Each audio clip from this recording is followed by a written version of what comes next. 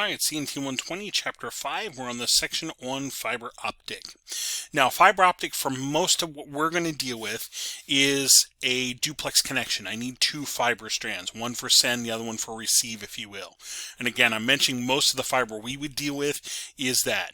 There is some simplex connections, but that's kind of a special case. So most of what we're dealing with is going to be a two fiber connection, one for send, one for receive. Now, if I cut open a piece of fiber that we would typically be working with, right here, this is what I find. I actually have them listed this way, so I'll go from left to right. The actual glass fiber that's out here is about the size of a human hair, but that glass fiber is made up of two different pieces of glass, if you will. There's the core and the cladding, excuse me. The core is the center part of the glass fiber that is super clear. That is where the light travels. That's where the pulse of light travels. Around it, almost like a roll around, you have a jelly roll and you have the cake around the outside and the jelly in the middle. The cake around the outside, if you will, that would be the cladding. That piece of glass, it's adhered to it. That piece of glass is the cladding. That's the part that's going to bend or refract the light back into the core. You can almost think of that as like a light cover over, light in a room that's, it's kind of more milky looking, if you will. This is going to try to keep the light into the core. Okay, that's your cladding. We then usually have a coating or a buffer. You could almost think of this as like a layer of insulation that is there to protect that glass stub. As I keep moving to the right, I have strength fibers. These are typically Kevlar strength fibers. They're there as I go to pull in the cable. They're there to take the stress of the cable, because those Kevlar strands are not going to stretch. They're not going to break, if you will, without a lot of force. So they're going to take that force and keep the glass fiber inside from breaking as you were to pull on the cable. And then we have the outside jacket, if you will. That's the plastic insulation around the outside. And again, that can be either plenum rated or non-plenum rated, depending on where I'm using this cable. That is the typical type of multi-mode fiber we'd be dealing with, and that's kind of what it looks like as you cut it open. With fiber optic, we have some advantages and disadvantages. We're going to kind of get these right out front. These are immune to electromagnetic interference.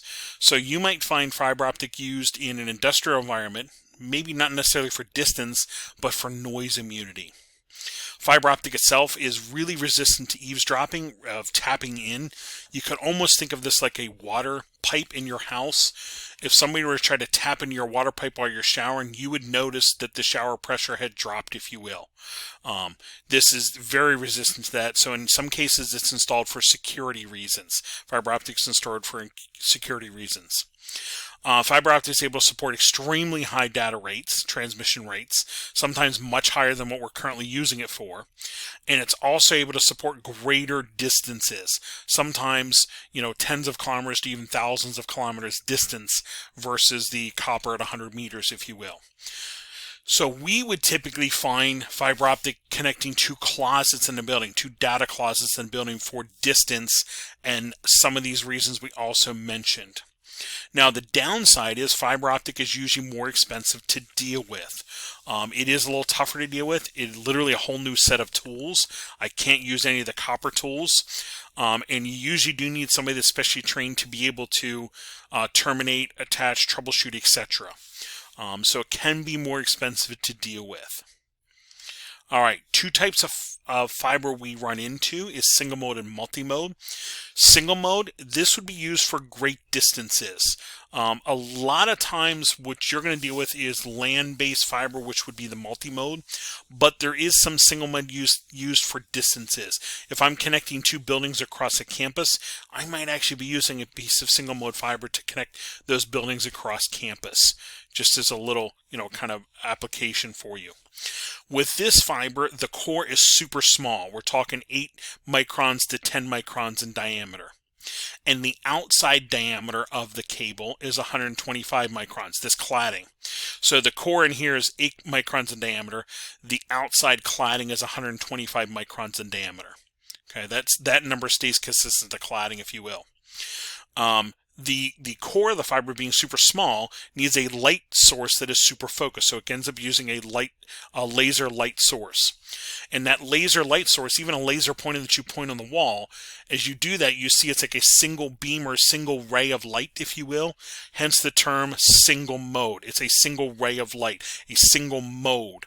So that light source is a focused laser light.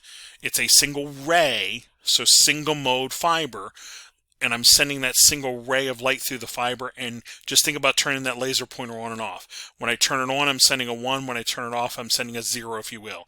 On, off, on, off, on, off. There is your single mode fiber.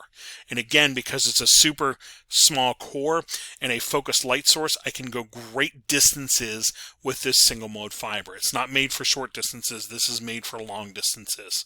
And here shows you that core to cladding diameter on the single mode as opposed to the larger core multi-mode and cladding here. As I look at fiber optic here, this is typical multi-mode that you run into. Here's typical single mode that you run into. You notice the outside jacket color is different, and even the stress relief boots on the connectors are different. That is a way to indicate whether it's single mode or multi-mode. Multi-mode fiber, this is the type of fiber we would find typically in a building between data closets or LAN closets. This fiber is a little more inexpensive. The light source is a little more inexpensive, and dealing with it is a little easier, if you will. But this is the type of fiber you'd find in a building between closets, maybe even two adjacent buildings, because this can usually go around 500 meters, if you will. So I could handle 2 buildings on like Hacks campus, between 2 buildings kind of thing with multi-mode. The core on this is 50 or 62.5 microns in diameter, so a lot larger diameter. Again, the cladding is still 125. The cladding is still 125, which again is like the diameter of a human hair, just to put that in perspective for you. The distances are limited because my light source is typically LED, but it is made up of multiple rays of light. That's why they're showing you a bunch of light rays bouncing down through here. Multiple rays of light, hence multi-mode. Multiple rays of light, multi-mode. That multiple rays of light, I'm not sending multiple data signals. It's just that pulse of light is made up of multiple rays. So again, take a really cheap laser pointer and flash on a wall, push it for on, take your button thumb off for off, on, off, on, off. And it just happens to be that that light source is made up of multiple rays of light, hence multi-mode. Okay. And again, here's your difference in your larger core diameter for multi-mode as opposed to the small core diameter for single mode.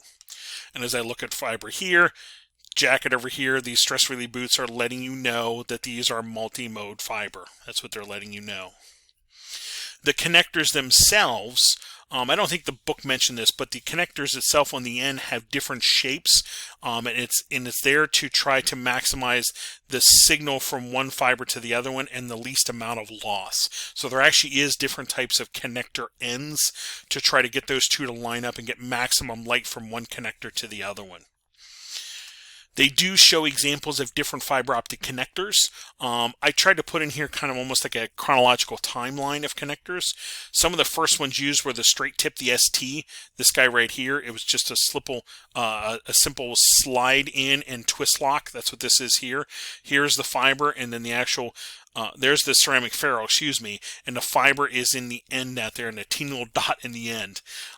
This had really good fiber alignment, but you did have potential polarity issues. You could put them in the wrong spot without realizing it. The next one that got used predominantly was the square tip, subscriber connector, or square tip, if you will. The SC connector. This, again, here is the connector body. This is the ceramic ferrule, and the fiber itself is the little teeny dot in the middle. This got used very frequently, and you could actually clip these two together and reduce your polarity errors, getting the fiber in the wrong spot, if you will. Some manufacturers moved on to MTRJ, mechanical transfer register jack. In this case, I'm actually putting both fibers in one connector, and this whole connector is basically the size of this SC. So I'm getting both fibers in the same, size footprint as I had with the SC. And each of those little dots there is a fiber. That's what you're seeing there. The only downside of this is I had to have both fibers aligned in one connector. So the fiber alignment on this one was a little harder, a little tougher than I had with these single ones. The one that's very common right now is the LC, local connector. This is the one you'll probably find most connections at this point if you were to walk into a data closet. These are nice and thin. Again, both of these take up the space of basically one of the SCs that are back here. So they're thin, but each one is its own connector. Each one is its own fiber. There's a clip here that can connect the two together. Much smaller ceramic ferrule for this. That's what you'll typically find in the SFPs that plug into switches. There is some specialty connectors out there, MPO, multi-fiber push-on, that I can have 12 fibers or 24 fibers in one connector. And what they're made for is this kind of breakout cable here. This one cable here could take all 12 or 24 fibers from closet to closet, and then you plug into a breakout unit here. That will allow you to do 2 strands of this switch, 2 strands of this switch, 2 strands of this switch kind of thing. And I think I have a picture here. Yeah, going from kind of closet to closet, if you will. Closet here, I use this large MPO multi-fiber push-on cable here, going to another closet into a breakout. And I'm going into a unit like this that's going to break all those fibers out into individual pairs, if you will. When dealing with fibers, I often need what's called a media converter. Now, this is old school. I don't think the book even has this in. I would have a copper cable here. This unit transfers it over to fiber, or vice versa. The light signal coming from the fiber here, it transfers over to an electrical pulse on this side. Well, this is old school, and modern connections have it all together into a GBIC SFP type thing. This is, again, still kind of an old school GBIC. This unit would slide into a switch like so and give me either a copper or fiber. Actually, this is the fiber connection here. Here's a copper connection here or fiber connection here. This is the part that snaps into the switch. This is the part out here that I can plug my fiber cables into. More modern is SFP, and they even have SFP Plus too for higher bandwidths. Here would be your small form pluggable. This plugs into one of the SFP slots on a switch and can either give me a copper port or a fiber port that I can plug my fiber cables right into. And this whole thing will fit in here in this slot right there, and it's taking the place of this old school media converter. That's what it's doing. It shrunk all this circuitry down into one little unit that slides into your switch. Okay, that's typically what you're going to do. You'll slide one of those SFPs into the switch SFP port, and then you can plug your fiber cables right into it. All right, we will come back in the next podcast and continue on with fiber.